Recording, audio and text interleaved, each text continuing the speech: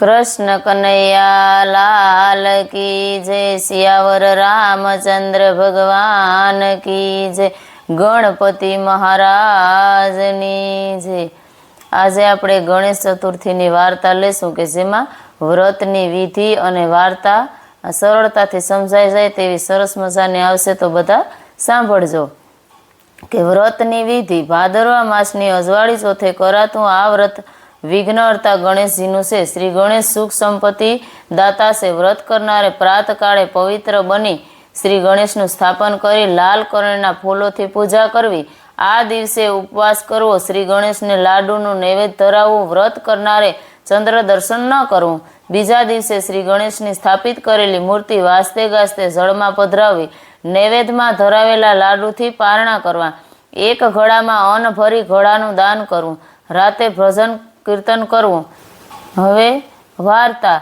કે ભાદરવા માસની અજવાળી ચોથે ગણેશજી રિદ્ધિ સિદ્ધિ સાથે કૈલાસ જઈ રહ્યા હતા. આકાશ માર્ગે જતા દુંદાળા દેવનું મુખ જોઈ ચંદ્ર હસવા લાગ્યો અને વિઘ્નહર્તા ગણેશજીની ઠેકડી કરવા લાગ્યો. આથી સદાય શાંતિને ધારણ કરનારા ગણપતિને ચંદ્ર ઉપર પારાવાર રોષ ઉપજ્યો. તરત જ તેમના મુખથી શ્રાપ સરી પડ્યો કે હે રાહુ કેતુના શિકાર ચંદ્ર, તારા રૂપ પર ગર્વ કરીને તું બીજાની ઠેકડી ઉડાડે છે. તેથી હું તને શ્રાપ આપું છું કે આજના દિવસે જે તારી સામે નજર કરશે તે વગર વાંકે આફતમાં પડશે.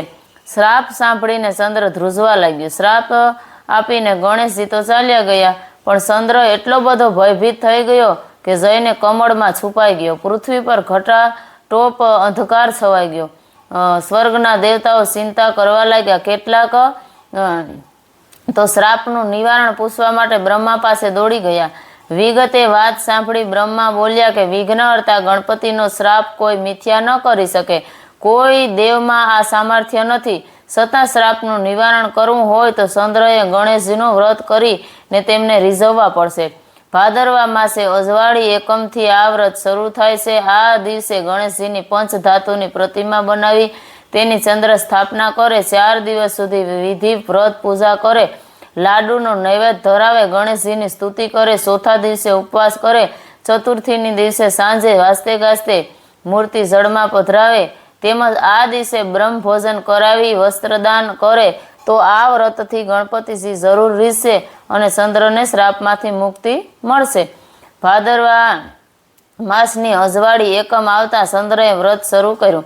વ્રત પૂર્ણ થયે ગળગળા અવાજે ક્ષમાયાચના કરી કે હે સર્વ જીવનું શુભ કરનાર સંકટ હરતા ગણેશજી, હું જાણે અજાણે તમારા દોષમાં આવ્યો છું.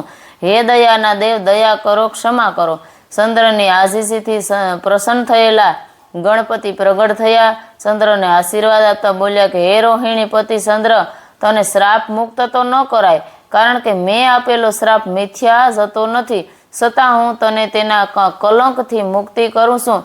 જો કોઈ પણ જીવ ભાદરવા સુદ બીજના ચંદ્રના દર્શન કર્યા પછી ચોથના ચંદ્રના દર્શન કરશે તો તેને કોઈ સંકટ નહીં પડે, પરંતુ ભાદરવા સુદ ચોથના દિવસે તારા દર્શન કરનારને જરૂર કલંક લાગશે. પણ જો કોઈ જીવ મારું વ્રત શ્રદ્ધાપૂર્વક કરશે તો તેનું એક કલંક દૂર થશે અને હું તેના પર પ્રસન્ન થઈશ. હે દુંદાળા દેવ, જેવી ચંદ્ર પર દયા કરી તેવી દયા તમારું વ્રત કરનાર સર્વ જીવ પર કરજો. સૌનું કલ્યાણ કરજો. જય હો ગણેશજી, જય હો ગણેશજી.